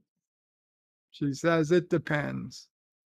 I mean, and understand I have not been in a restaurant in years, but if you're in a restaurant and you're having a full meal, I'm not talking about a McDonald's where you have the cafeteria style type of food. And there's a waitress and they're serving you and they're attentive and they bring what you order, at least 15%. Minimum 15%. Right, minimum, at least. And depending on the situation. Now, here we get everything delivered. And a lot of the, if I'm ordering from a local store and their delivery charge is minimal, I will tip the delivery person an extra 10 to 15%, extra besides what they're getting from the restaurant. But if it's like Uber Eats or Instacart, my God, their charges are already outrageous. You order an $80 grocery bill, $80 worth of groceries, you're paying $120 before the tip. So I don't tip all that much to them. They have heavy, you order a case of water, that's a heavy something charge, then a service fee, and And that's after you've already paid X amount a month to be a premium member or whatever you call it. So tipping varies. Fair enough. Okay. You get me started on Instacart.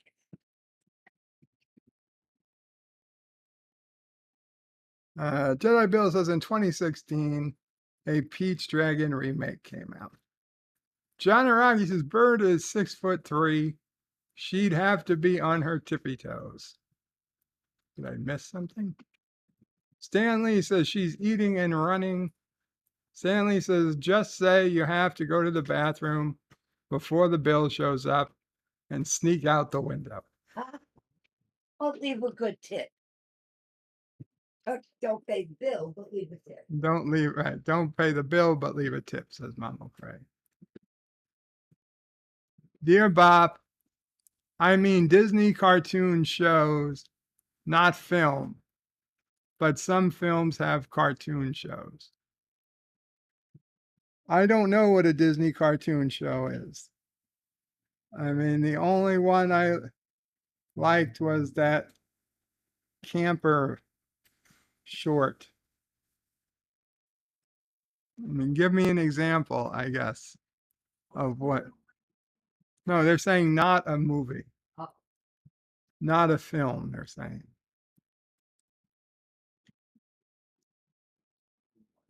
Dear Bob Bum.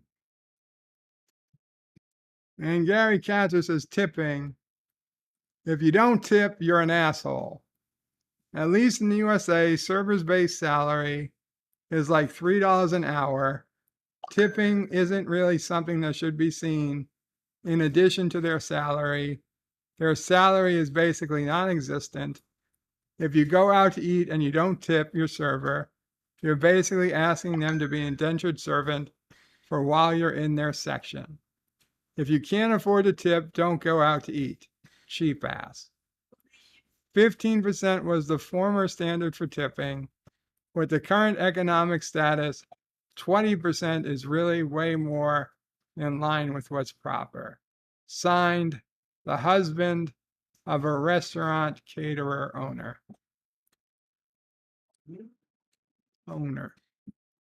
Sounds like they should be paying more. If they are working for tips, they should be giving you good service. So you tip them more. Mama raises, if they're working for tips, they should be giving you good service. So you tip them more. Dear Bob, Russia was going to let more prisoners free, but they refused America's offer to send back LDG. Guess Prometheus is too communist, even for them. So Russia said, don't send back LDG and we'll take more prisoners. So that means that LDG is going back. I don't understand the logic to that.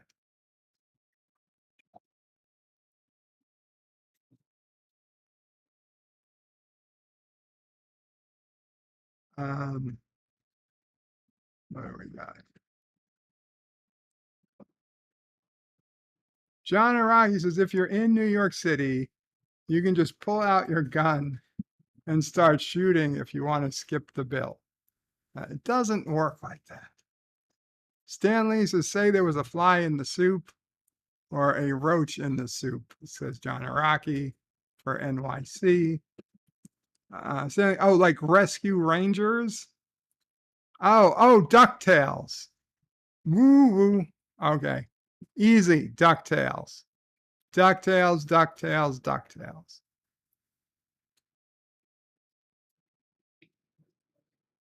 Richie Poole says service based on salaries should be illegal.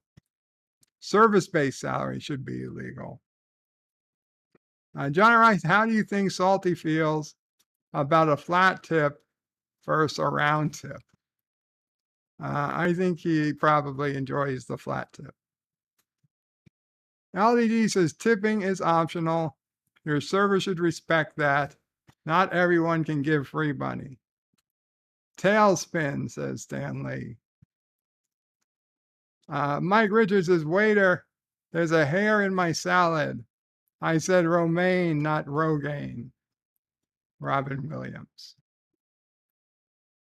Stanley says, or restaurants could pay their servers a proper wage. Richie Poole says minimum wage should apply to restaurant workers. It was my understanding that it does, Richie, that once all the tips are added up, they have to still make the minimum wage. And if they don't make the minimum wage, that the restaurant itself was supposed to put in the money to make up the difference. I don't know if it's true. I didn't follow up on it because in the end, it really doesn't affect me. But it did make sense that if you were working somewhere and you were not getting enough tips, then, and the tips didn't add up so that you were working more hours for less than minimum wage than legally allowed, that then the restaurant itself is supposed to put in the extra money to bring you to at least minimum wage. Now, granted, when minimum wage was, $8 an hour, people working all day on their feet for $8 an hour, it's not a great deal. But as minimum wage ever increases to $15 an hour and beyond, it's going to catch up soon. And,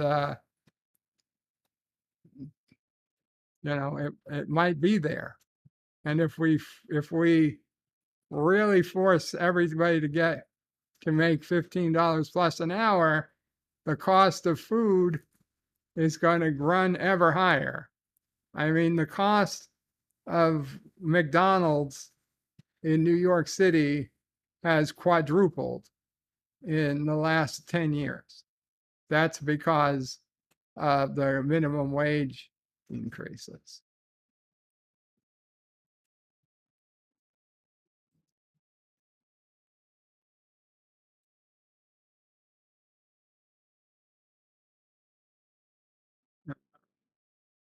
LDG says, sorry, Rox, no argument. Tipping is optional unless they make it mandatory. Richie Poole says $3 is obscene. John Rice says, Russia said African American lesbian women from the USA are the best choice. Stan Lee says, Richie Poole, if they work for 5-star restaurants, then they make a fortune, 10 to 25% of $500 plus bills. That's true. If you don't like $3 an hour, don't work for them, says LDG. Stanley says, Darkwing Duck. Salty hasn't seen any tip in years, says Stanley, or maybe just the tip.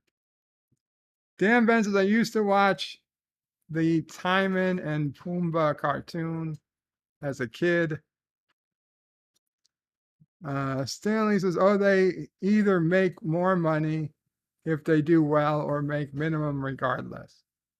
Roxanne says, bird of prey, tips have nothing to do with minimum wage. Minimum wage is what the establishment pays you.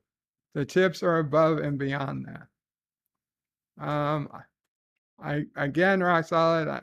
Your wife, I guess, knows this, so I suppose you know it. That's just what I was told, and it seemed to make sense that the quote unquote minimum wage, takes tips into account. Rock solid says, Stan, what you are missing, Stanley. What you are missing is that the tip out portion of that goes not to the server, but to the host or hostess and kitchen staff. So if you leave someone $10, it gets split. I believe, rock solid, it depends on the venue. I don't think you can say that as a blanket statement. Richie Poole says, no one should work at any restaurant that only pays $3 an hour. Well, again, that's your opinion. Stanley says, I always wonder what happened to all the prepared food I see under glass at stores. Do they really sell it all that day? How long does it sit? John Araki says, I paid $8.30 the other day for a box of 6 Entenmann's cheese buns. I'm not surprised. Roxana says, Stanley, so I have a $10 tip, for example. The server probably keeps 5. The rest goes to the bussers, host, and kitchen. Roxana says, LDG not mandatory, but proper etiquette. Stanley says, good incentive to do a good job. And LDG says, correct. That's why if I go somewhere I can't tip, I tell the manager before sitting down. They never had an issue. The manager doesn't get the tip. They don't give a shit.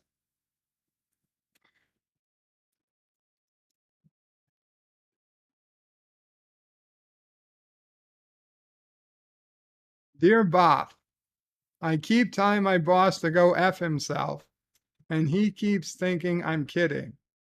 How do I get him to know I'm serious? Quit. Tell him, go F yourself, I quit, and leave. Then he'll know you're serious.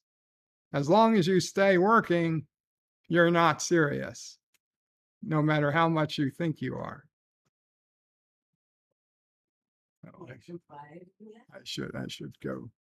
We should display it. Yeah.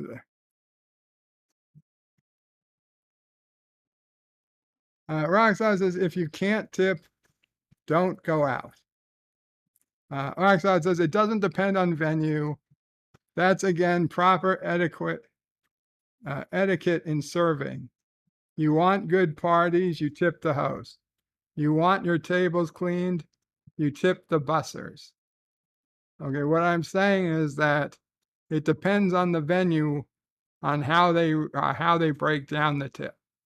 There are places where the waitress keeps the tip, and the bussers and the kitchen staff get paid a flat fee. Okay, it's not all where where everybody splits the tips. I can understand a lot of places probably do it that way, but not all of them. That's all I'm saying. And rock solid, depending on the establishment, some managers do get a cut of tips. Well, some, there you go. So you're saying not all.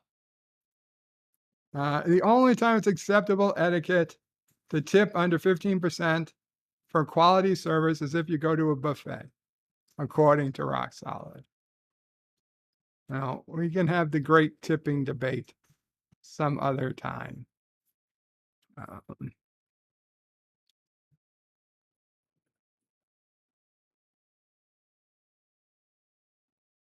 Rock Solid says no, because the establishment doesn't touch the tips. That's all from the servers. If the establishment doesn't touch the tips, how does it get to everybody?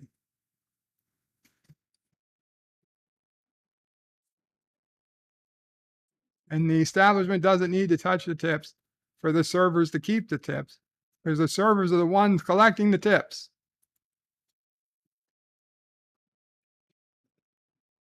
Gorilla's random thoughts is the restaurant I worked in, they got minimum plus tips.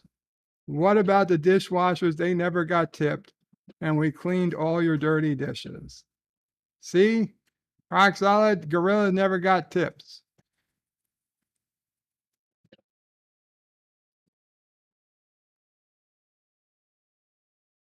How could you have tipped the dishwashers, rock solid?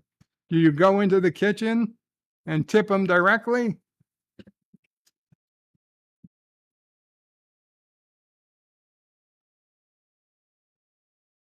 I understand if your wife's business, they tip the dishwashers, but it doesn't mean every restaurant does that.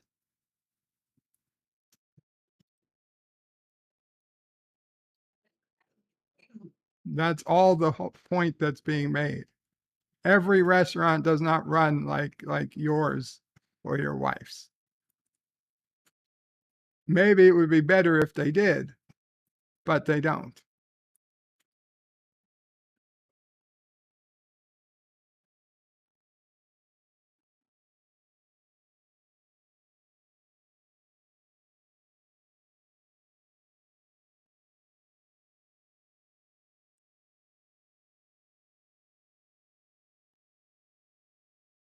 Roxanne says at the end of the night, the servers got cashed out from charged tip on cards on top of cash. From there, good servers tipped out. That's exactly what you do. You tip them individually. Raisad, are you honestly saying when you go to a restaurant, you go into the kitchen and you tip the people washing the dishes and the chefs cooking the food individually? How do you even know who's the one who washed your dishes or cooked your food? I'm just curious. That makes zero sense. For all you know, the person who cooked your food went on break by the time you're done and you go in the kitchen to give a tip. That doesn't make. Yeah, why would they even allow you in the kitchen? You can't go in the kitchen in a restaurant. They don't let. They don't let. I mean, at least in New York, you can't just go through a restaurant's kitchen to tip people. They're like, no, sir. In fact, it says employees only on the door. It says employees only. Roxanne says, no, you tip the server. The server takes out their total tips and shares it with others. You don't know that that's what they do, Rock Solid. That depends on the venue and the policies they have there. Some venues don't have that policy. Gorilla right there told you his did not. He did not get any tips. Rock Solid says, my daughter is a server in a different city right now. That's how she does it. But that doesn't mean that that's how it's done all the time. It's not by city, it's by venue. It's how each owner wants to run their restaurant. Don't make me block you on Twitter.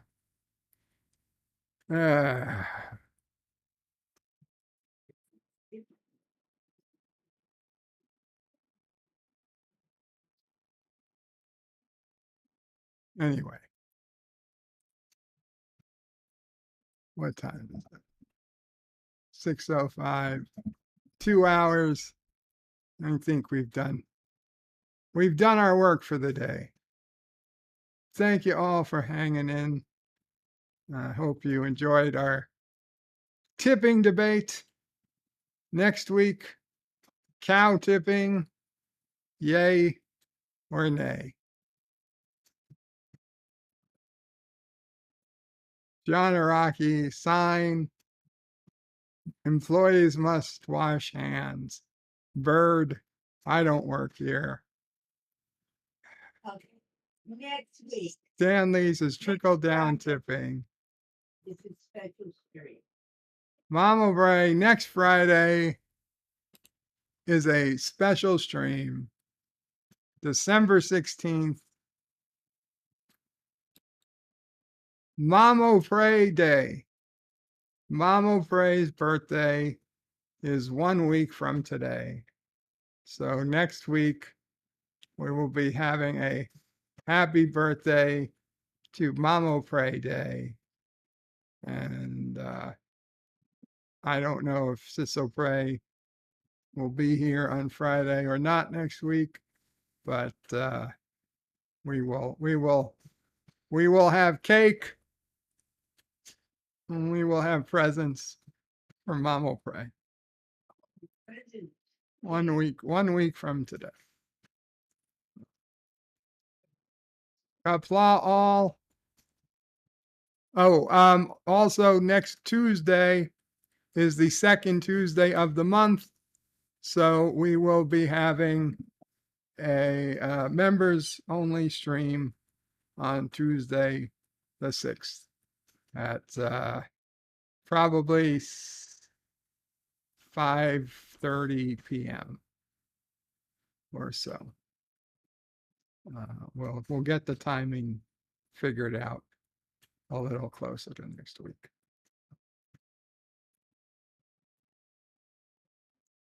Anyway, thank you all for hanging out, and Kapla all, bird out.